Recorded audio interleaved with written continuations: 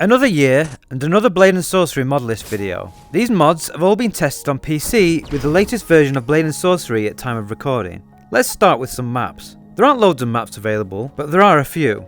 I haven't tested all of them, but these are 5 that I picked out because they looked interesting. Moorlands is visually really nice, taking place in a land full of, well, moors. You've got a large stone in the middle with some huts. Kliphoth is a Devil May Cry location. It's a small floating island you can spawn enemies into. Medieval Kingdom is inside some castle grounds, and it looks pretty good with some buildings that you can actually go inside. Tidal Symphony is the most visually striking, with water around the edges, but also the sky looks like it's made from water, with waves moving around above you. This level could really benefit from ambient sounds though, as it's silent, which seems odd with all the water and waves moving around. The last one is Thunderfield. It's a really pretty looking map with loads of daisies in a field, and it's got a really atmospheric sky. You've got rain coming down, and then some random, really loud thunder which actually scare the shit out of me.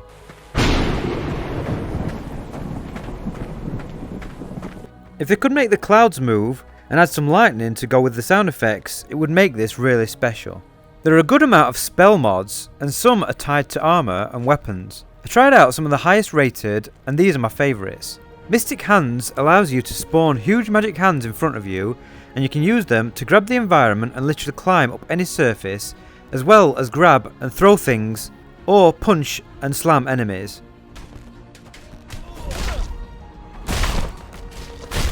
This mod is loads of fun, and climbing around with this makes you feel like Dr. Octavius from Spider-Man.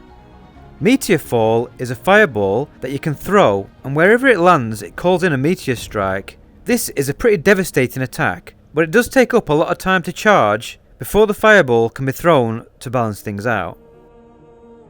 Spectral Armour is a really cool gesture spell. You hold the trigger, and then depending on the gesture you make with your hand, it will summon a spectral weapon. If you pull your hand out, you get a shield. Slash your hand down, you get a sword. You can also combine your hands together for larger weapons like this spear. The visual effects on the armour look really good, and it feels really cool the way that you move your hands around to create these weapons out of thin air. Latent is a very simple force push spell. You actually use this without a spell selected. You simply press the trigger, then you push your hand forward to push back objects or enemies. There are loads of mod weapons. These are the ones that are tested with the latest version that actually work, but please leave recommendations in the comments for any that I've missed.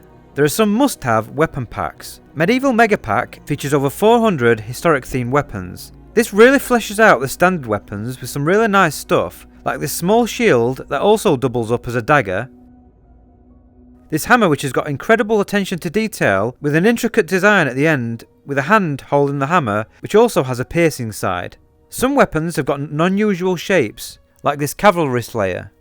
There are some that are themed, like this trident from the Greek Empire, or this African shotel. There are also some really nice swords, spears and more regular weapons, but all of them have so much more detail and intricate carvings that make them so much more special than the regular weapons. There's a Left 4 Dead 2 weapons pack, which features regular items from the real world, which can be used as weapons like a cricket bat, crowbar, as well as a guitar. There's a Firearms Pack with a bunch of pistols. When I last tried this mod, it actually had full manual reloading, but it seems to just have infinite ammo now. But it now includes custom gun enemies that you can spawn in Sandbox. They only seem to shoot when close up, and just run at you like they have melee, so it could use some work, but I imagine the modders are probably limited with this sort of stuff. My absolute favourite out of all these packs is the Ultimate Fantasy Pack. This has got over 200 weapons sorted into 22 categories. These weapons are really cool with so many different types, and some of them have got abilities and magic. Some examples are like this Arkwraith sword, which has got a cool particle effect around it. And if you use the Alt Fire button, it fires out electricity all around you that damages enemies. You've got the Fireborn class, with weapons that have flames causing more damage. The Fell class, which has what looks like acid dripping off the weapon, and some of them have got Alt Fire uses. You've got the Dwarfen class, the Goliath class, which has got really large axes with stone heads, the Frostborn class, which has these really amazing looking frost effect on them. You can even see little snowflakes appear, and it's got an alt fire which shoots out ice shards all around you. I just love how different each class feels, and the extra magic attacks just add so much to them. We just need some high fantasy levels with orcs and other creatures to kill to go with them. Tools of the trade isn't just weapons, it features a bunch of different gadgets as well, like climbing pickaxes and a grapple hook to zip around maps. It features Assassin's Creed style hidden blades and some Dishonored weapons like this crossbow, which has got incredible attention to detail. You can even see the grooves on the metal if you look really closely. It really is a must-have mod. The Dire Wand is like being a wizard in Harry Potter, but it's R-rated. You've got over 30 spells that you can cast, which are all done with gestures with both your wand and your offhand. This actually comes complete with a built-in tutorial that gives you a few spells to try with video instructions, then it gradually unlocks more and more spells as you use it.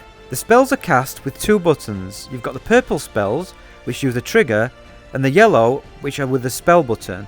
The purple spells are usually for manipulating objects, enemies, or movement. For example, you can hold the trigger and then flick your wrist, which will then select something. From there, you can do all sorts of different things like pick them up and throw them around.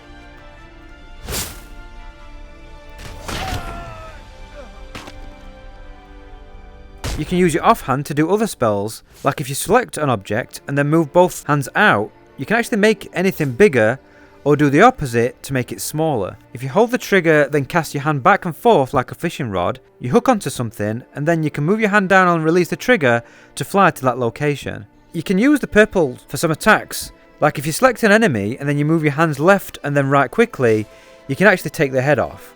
You can even select an enemy and then move your hand around in a circle to turn them into a chicken. The yellow spells are more aggressive. If you move your hand and then tap the spell button, you fire out a small projectile. You can hold the button and then move your hand in a circle and then you can fire out projectiles. You can create electric attacks, which you can move around. You can push your hands forwards to do a force push, which freezes things for a few seconds. You can even put the wand in the palm of your hand, then with a quick twist, you create a torch for lighting dark areas. The spells do take some learning, and it can be very sensitive to your movements, but that's all part of becoming a skilled wizard. This is my current favourite mod for Blade and Sorcery. It's incredibly powerful, and it's all you need. Another cool weapon with a bunch of powers is your Moto Samurai sword. This thing is beautiful. It's got such an intricate design on the sword, and it comes with a sheath. Unfortunately, you don't slide it out or in. When you grab the sword handle, it just pops out, but the sheath has powers, so if you're holding the sheath in your offhand, you can press the Alt button and you do a dash. You can use the thumbstick to dash in different directions, and you'll actually dash through enemies or even walls. You have to be careful though, as you can dash right out of the map. You can do sword beam attacks by holding the trigger and swinging the sword. With the sheath hand, if you hold down the trigger, then thrust your hand forwards, it fires projectiles where you're looking. There are other attacks and powers as well, and it's a really cool weapon to take with you on a dungeon run. There are a bunch of different armour mods which add different armour sets to your character, which some of them can be just aesthetic, but some will actually make you harder to kill or give you new abilities. Some of my favourites include the Renaissance Knight armour set. These look great and they go well with some of the medieval weapon pack stuff. You can also get a custom set of waves you can fight who also have the same armour and are very difficult to kill. You also have a Dark Souls armour set, which also comes with a set of Dark Souls waves. These are just skins for the most part, but there are some bosses to fight which are quite large and intimidating in VR. Unless you shoot them with some guns, obviously. You may have noticed the guns were ebony and ivory from Devil May Cry. That's because one of the best armour mods is the Devil May Cry Son of Sparda mod.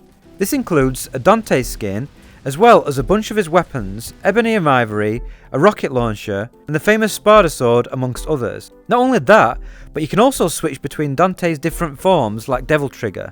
You can switch between Swordmaster, Gunslinger, etc, and depending on which mode you're in, you can then summon different weapons to use. Unlike most of the armour sets, this one has got so many different modes and abilities, and the weapons are also really well made, like the Sparda sword, you can press trigger to extend it. There's also a Wolverine armour set. This doesn't have retractable claws, so it's just cosmetic, but there is actually a separate mod you can download that adds them. This mod is a weapon that you have to hold though, so if you let go of grip, you'll drop it and then you've got no more claws. The claws are also pretty OP, but they are really fun to use. I do wish the armour had them built in, so you didn't have to hold on to something, and you could just press the trigger whenever you wanted to extend and retract them. You also don't get any other abilities, so you're not stronger, and you can't jump higher, which is a shame. Another good mod like this are the flash armours. You've got the regular and the reverse flash, and you can have it so there's a trail that follows you around, leaving a cool effect. If you press the right trigger and they grip together, you also slow down time. I wish that you ran a lot faster when swinging your arms, and I feel like the slow-mo would be so much better if the enemies slowed down but you could still move around at full speed, because as it is now, you slow down as well as everything else. Some extra stuff that's worth downloading: you've got Realistic Bleeding, which is a mod for those with mental problems who want to see enemies covered in blood head to toe. Realistic Decapitation makes it easier to chop off heads. There's a multiplayer mod that I haven't tried yet, but this allows you to slice and dice with friends. You've got the Enhanced Difficulty mod, which comes with a new set of waves in the sandbox mode, and it makes enemies way faster and more aggressive, and it's very hard to get through a few bad guys without taking damage. There is a bosses mod that adds boss fights to the wavebook. These are mostly the same enemies as the main game but with lots of health, but they also have some giants, which are scaled up enemies.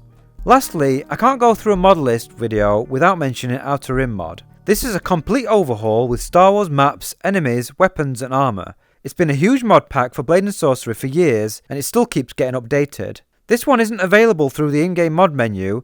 You have to download it through Nexus and install it manually or with a mod manager. And that's your lot.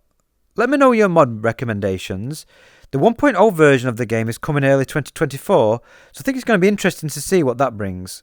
As always, a huge thanks to my Patreon and YouTube members for supporting me.